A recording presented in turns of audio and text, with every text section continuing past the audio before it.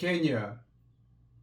Kenya, only Horn of Africa nation to join U.S. against Houthis.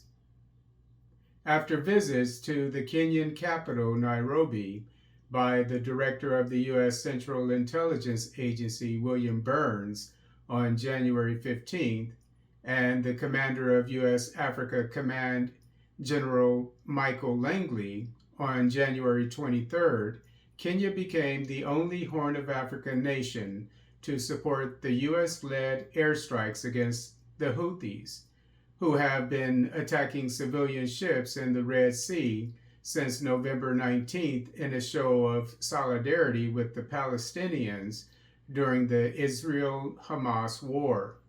The details of the visit have not been disclosed. As reported by the East African, Burns also recently visited Somalia and the Democratic Republic of the Congo, and Langley made stops in Somalia and Djibouti. Meanwhile, the other Horn of Africa nations, Ethiopia, Sudan, Somalia, Tanzania, South Sudan, Eritrea, and Djibouti, have chosen to remain neutral, although they are also affected by the current precarious security situation in the region.